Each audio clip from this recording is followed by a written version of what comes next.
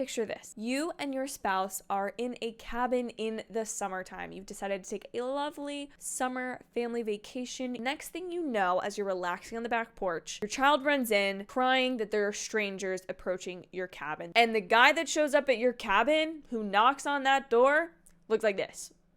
What are you doing? Hey y'all, welcome back to my channel. I'm Sasha, and today we're going to be talking about M. Night Shyamalan's newest film, Knock at the Cabin. The premise is exactly what I just opened this video with. These people knock on the door of this secluded cabin and tell the family staying inside that they need to sacrifice one of their own or else an apocalypse will hit Earth. As all M. Night Shyamalan movies do, they try to kind of trick your brain a little bit, getting you in the headspace of thinking, what would you do in this situation? Are you going to believe these strangers that show up at your door? Are you going to believe them when they are suspiciously knowing that things may or may not be happening in the outside world? You have no real contact with the outside world.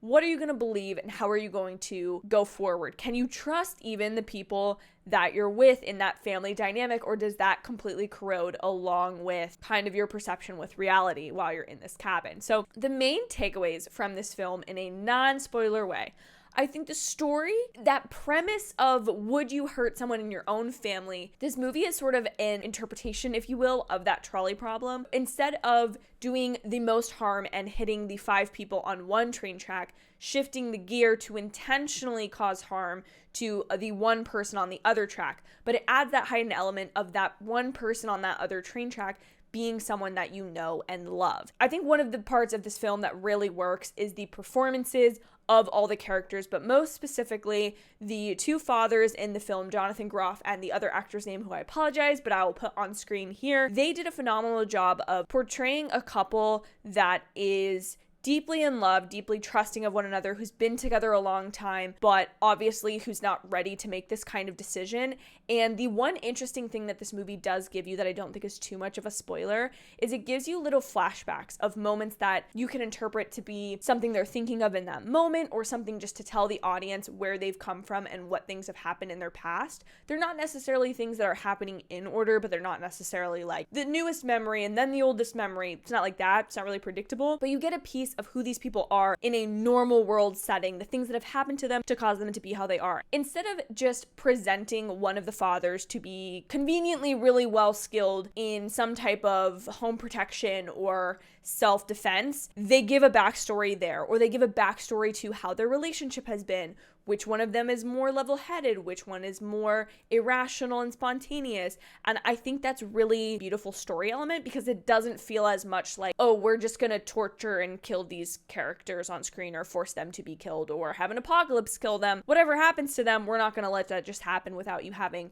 a perspective of who they were before all of this. And then we bring ourselves to Dave Bautista, who is kind of the leader of the group of individuals that show up to the cabin to kind of proclaim the news that this family is the only family that can save them from the apocalypse. And Dave Bautista plays this character in such a way that you as an audience member aren't sure whether he's telling the truth or not, which sounds like, okay, any sort of actor is technically not telling us the truth because they're not being true to who they are. But I think what's really interesting about Dave Bautista being in this role is one could assume, especially even the way that the posters are shown, that he's the muscle. He's the leader because he's the biggest, he's the brawniest. He's not necessarily there because he's the smartest, but really he ends up being the character that articulates the most regret about things that are going down. He is the one that is not necessarily instigating things, but is the one that is sort of like bringing things to a head under the outward look of him, this docile nature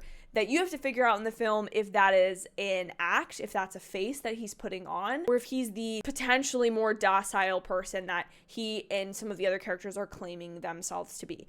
And I think what was just brilliant about his performance is the way in which one delivery of a line could be interpreted multiple different ways.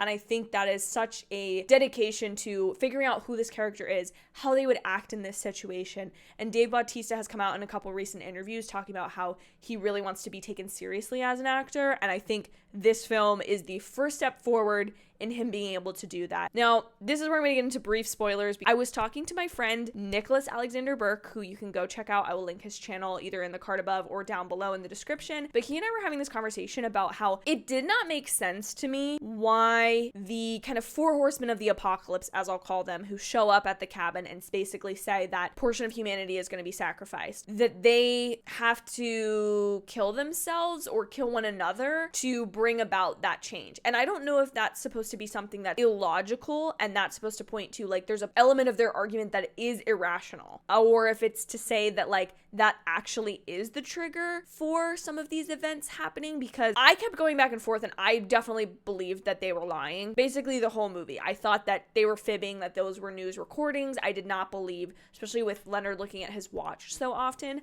I did not believe that this was anything more than a coincidence or a faked newscast rather than truth. But when they're actually killing themselves, I now realize that if the apocalypse is going to come, whether they convince this family to stop it or not, I don't understand why them taking the other members of their group out actually helps anything. I don't know if that's just supposed to be an intensity factor, an intimidation factor, or what, but now that I look back on the film, that's like the one major thing that doesn't make sense to me, because all the other events of the film would have happened, and I don't understand why they had to take that action, because either they're triggering these events to happen by causing the harm to their group, and that's what starts the apocalypse, or they're not, and it's just happening anyways at a certain time, and they don't have to do anything about it. Like, I'm not really getting that element of the movie. That is going to be my short and sweet little review of Knock at the Cabin. Again, I think it was a good movie. I don't think it was necessarily spectacular, other than I really, really loved Dave Bautista's performance as Leonard. That has changed the way I look at him as an actor, we'll just put it that way. If you enjoyed this review, please consider subscribing. My entire channel is dedicated to my love of pop culture, so I'm sure there's something else here for you to enjoy.